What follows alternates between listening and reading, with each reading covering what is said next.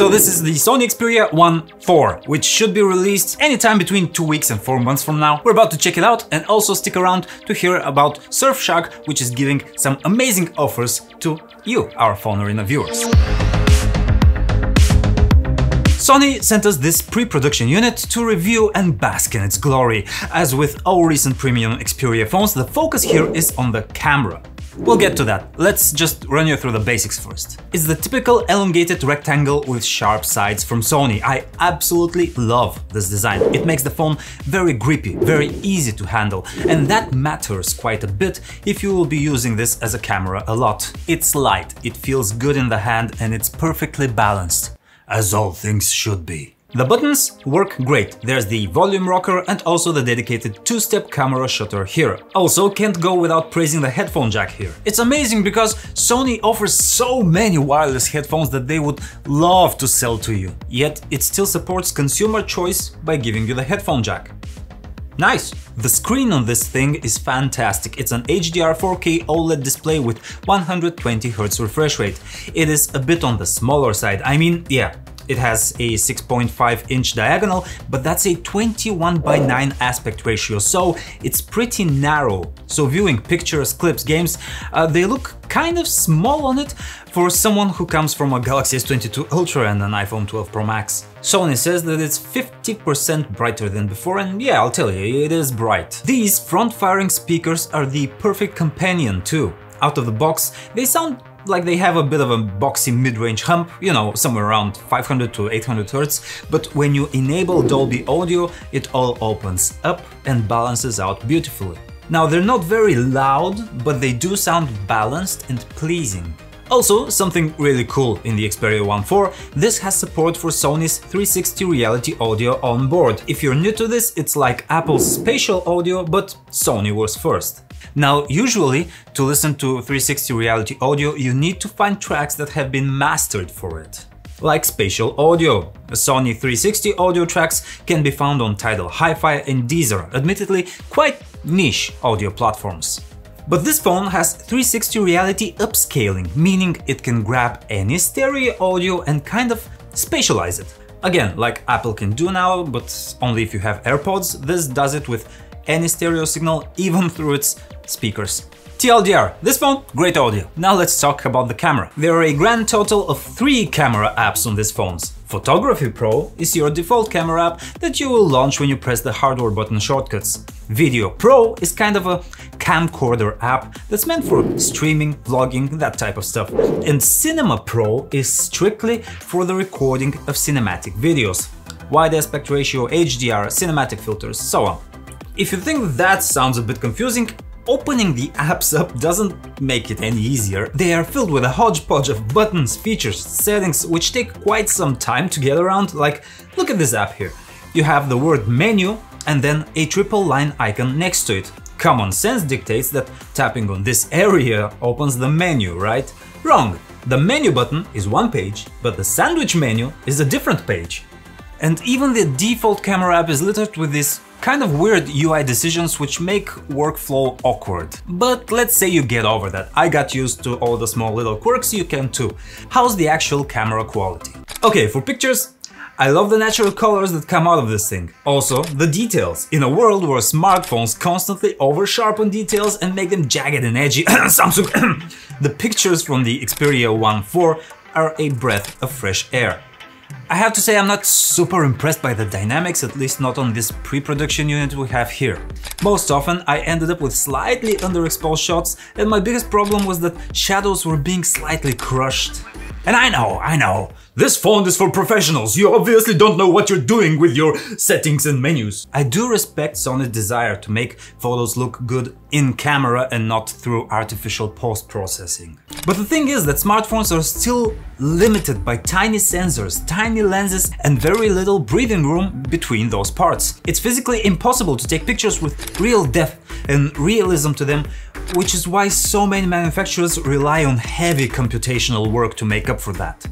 If Sony wants to be totally realistic, then why is there a fake bokeh option in the app? Oh, while I'm on the topic of the bokeh mode, it's still pretty bad. It destroys dynamics edge detection is not great and the blur doesn't look too realistic. Truth is, Sony kind of knows how smartphone people want to use the smartphone camera. That's why the Photography Pro app has a basic mode which should work like a normal camera app. Okay, put dynamics aside.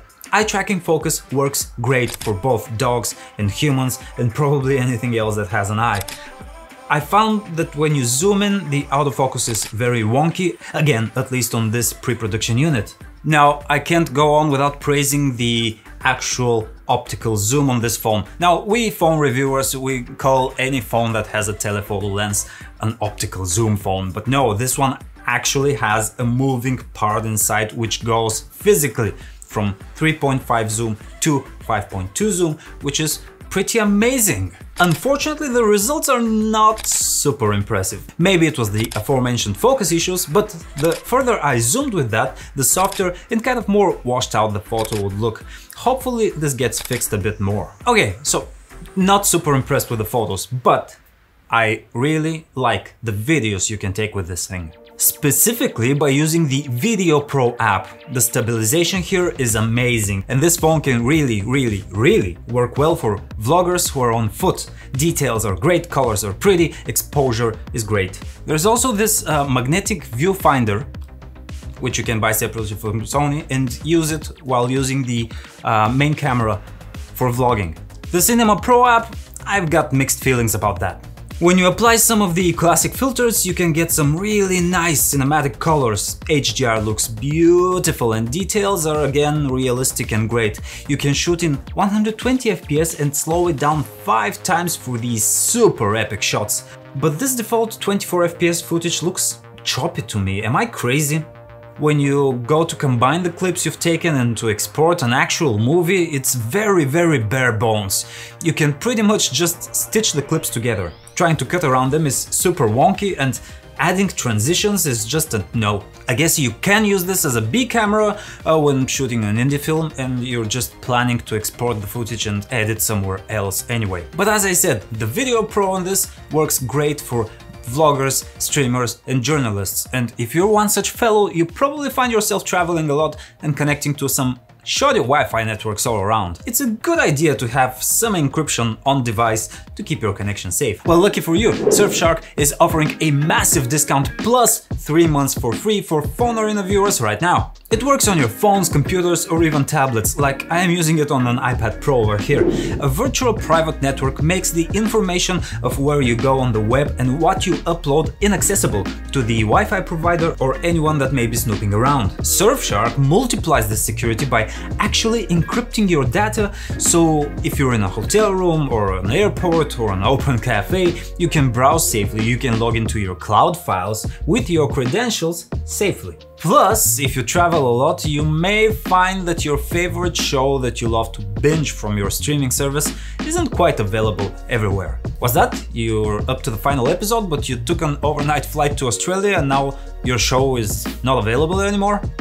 No issue, Surfshark gives you tons and tons of servers all around the world, which will give you access as if you were in that specific location. Again, follow the link, enter code PhoneArena, one word, and that's 83% off plus 3 months for free.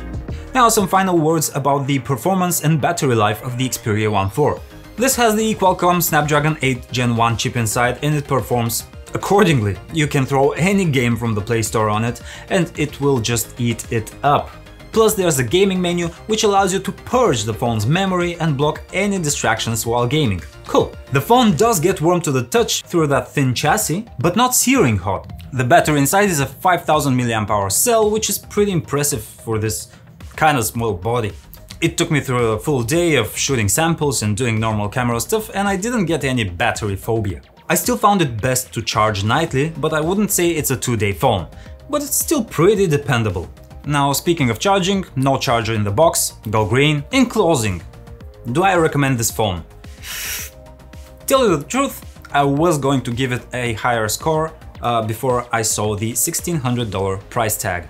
Now, for that amount of money, you can get an iPhone 13 Pro Max with 250 gigs of memory. You can get a Galaxy S22 Ultra with 256 gigs of memory and still have some spare change for a case or something. I just don't get what exactly Sony was going for here. A professional camcorder? Well, buy like a $600 Pixel 6 and then spend the other $1,000 on an actual camera with a bigger sensor and bigger optics. All these other smartphones also have their vast ecosystems, like seamlessly connect to MacBooks or Samsung's crazy plethora of smart things appliances. Sony is in the unique position of creating an ecosystem with its gaming consoles / multimedia systems, then its cameras and then its smartphones. But no, the Xperia 1.4 tries to stand on its own two legs as a creator's device. I kind of get it maybe, but does it give me $1,600 of creator device all in one? Thanks for watching the video, thanks to Surfshark for sponsoring it, and I'll see ya next time. Of course, yes.